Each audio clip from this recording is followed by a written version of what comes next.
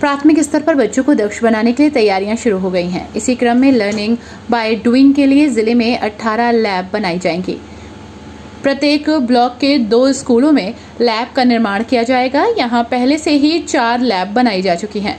परिषदीय स्कूलों में गुणवत्तापूर्ण शिक्षा के लिए व्यवस्था में सुधार का कार्य तेजी से हो रहा है। स्कूलों में समृद्ध होते गुणात्मक शिक्षण से भविष्य की नींव मजबूत हो रही है। स्कूलों में बच्चे गुणात्मक शिक्षा के साथ तकनीकी कौशल भी प्राप्त कर रहे हैं।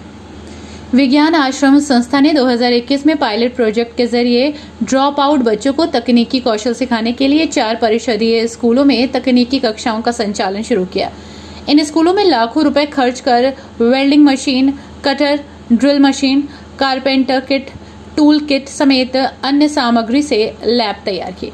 जिले में कंपोजिट विद्यालय तहसील, कंपोजिट विद्यालय डिडोरा, कंपोजिट विद्यालय पीएससी और जूनियर हाई स्कूल रायपुर में लैब बन चुकी है।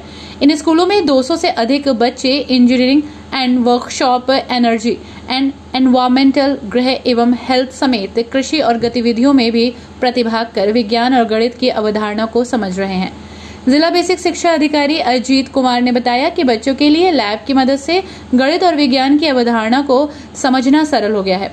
बच्चे सोलर कुकर से लेकर mobile product, electronic, painting, cycle मरम्मत, प्लास्टिक की बोतल से खिलौना बनाना, इलेक्ट्रॉनिक और किचन गार्डनिंग में इंजीनियरिंग का उपयोग कर रहे हैं। आने वाले दिनों में हजारों बच्चे तकनीकी कौशल विकास से दक्ष होंगे।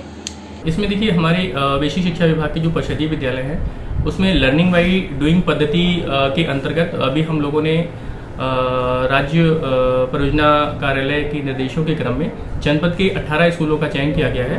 इसमें हमारी प्रत्येक विकासखंड से 2 विद्यालय चयनित किए गए हैं। इसका उद्देश्य ये है कि हमारे बच्चे, जैसे हम कहें आओ करके सीखें की जो पद्धति है, जिसमें बच्चे खुद जो है शिक्षकों के माध्यम से लर्निंग बाय डूइंग जो हमारा जो सिद्धांत है उसके अंतर्गत बच्चों को रुचिकर पद्धति से वैज्ञानिक तकनीकी हैं, वैज्ञानिक सिद्धांत हैं, विज्ञान के जो प्रयोग हैं उनको करके और उनके ताकि इसको इसलिए बढ़ावा दिया जा रहा है ताकि उनके जो कौशल है हम लोग उनको शिक्षा के साथ साथ उनके व्यावसायिक कौशल को भी विकसित कर पाएं और बच्चों में रुचिपूर्वक शिक्षा पद्धति को हम लोग बढ़ावा दें। सर, कब तक यहाँ मुरादाबाद जनपद में सभी 18 हमारे इसमें चयनित किए गए हैं, जिसमें 4 लगभग हमारे कंप्लीट हैं, बाकी में इसमें काम चल रहा है, तो जिनको हम लोग शीघ्र ही पूरा करा लेंगे। इसमें इसको हम लोगों ने राज्य परियोजना कार्यालय और यूनिसेफ के कोऑर्डिनेशन से 2021 में ये पायलट प्रोजेक्ट शुरू किया गया था।